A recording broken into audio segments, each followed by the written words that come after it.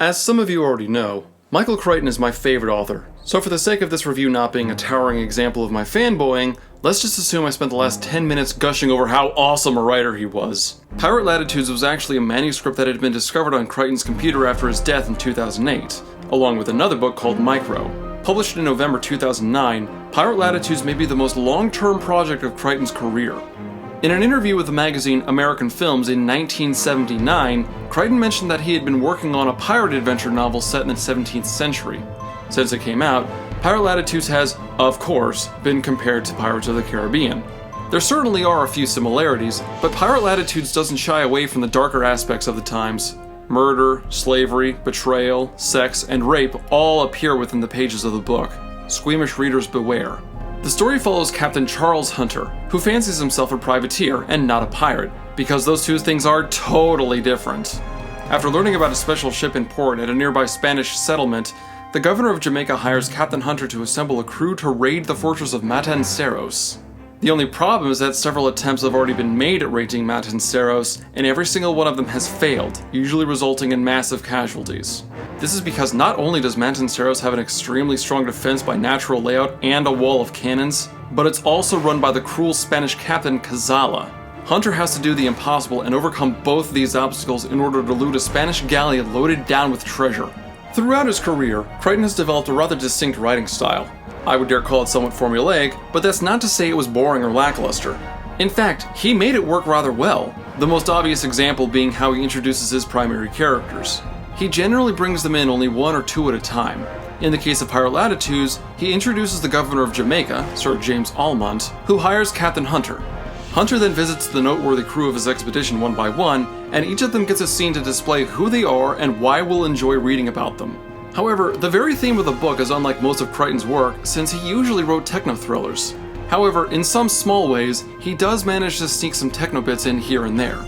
It never goes beyond things like certain advanced cannon types and such, but he does it in such a way that gives Hunter's raid a distinct technological advantage. The other element of Crichton's writing that I've always admired was the stunning amount of research Crichton did for his novels. For example, the bibliography for State of Fear is 19 pages long. That degree of thought is still ever present through most of Pirate Latitudes, including an in-depth understanding of time-appropriate technology, daily routines, local customs, and, to a lesser extent, international politics. This made almost everything in the novel feel authentic, like we could have just been reading the novelized version of some old pirate's journal. The things that didn't feel authentic? Well, I'll get to that in a bit. Characters have always been another thing I've admired about Crichton's work. They're smart, they're experienced, but there's still a degree of inexperience given the situations they're dealt. This is a really good setup for any character in any story. Give them a fundamental understanding of the novel's plot, then crank the conflict up to a level they've never seen before. This makes it believable that they could survive, like how Alan Grant, a paleontologist, got through Jurassic Park, or how Norman Goodman, a psychologist, got through Sphere. To that end, Charles Hunter, an experienced seaman and privateer, could understandably navigate the sea and devise a plan to raid the Spanish fortress. And his supporting crew was cast in the same light. Don Diego was a merchant with a strong understanding of explosives, having lost 3 fingers during an unfortunate accident. Lazoo is a natural marksman with extraordinary eyesight and a few surprises to boot. Enders is the ship's helmsman and is so gifted at piloting ships he's called a sea artist.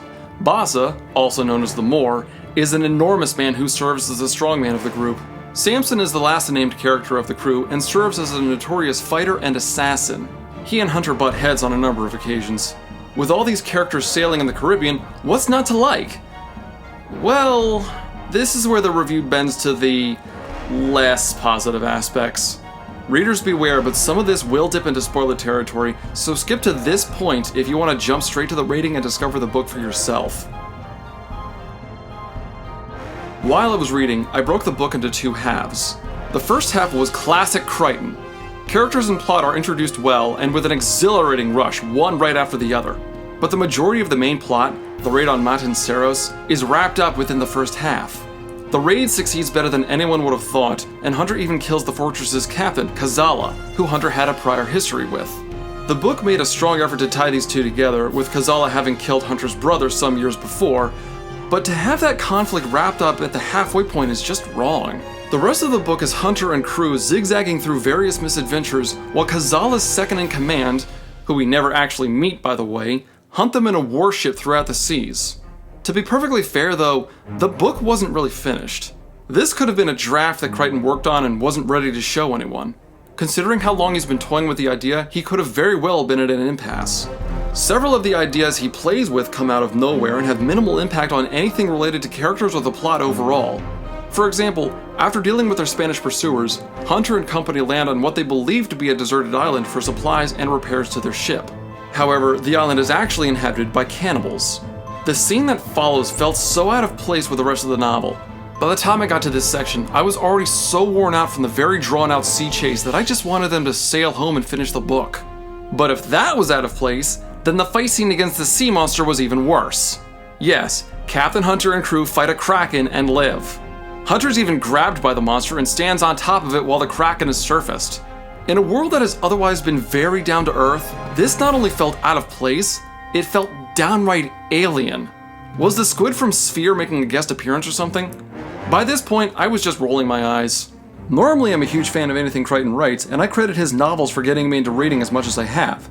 But Pirate Latitudes leaves a lot to be desired. I'm not saying that it's a bad book, there's actually a lot to enjoy. Like I said, the first half of the book is classic Crichton and includes some great lines and ideas. It's just the 100 pages or so between the end of the raid and when Hunter and crew finally return home that bog the book down. The ending does pick back up though, to match the opening of the book in terms of quality. If you like Crichton, you might still have some fun reading this. If not, this is not an example of his finest work, again, because it was clearly unfinished. The parts that are good are great. The parts that aren't good aren't really Crichton's fault. They're the fault of publishers who thought Crichton's name alone would be enough to sell the novel, whether or not it was ready for publication. That's why it saddens me to say that overall, Pirate Latitudes is kind of meh. Some may enjoy it, but I wasn't one of them. So, have you read the book? What did you think about it? If not, do you want to read it now? Comment below and stay tuned for more.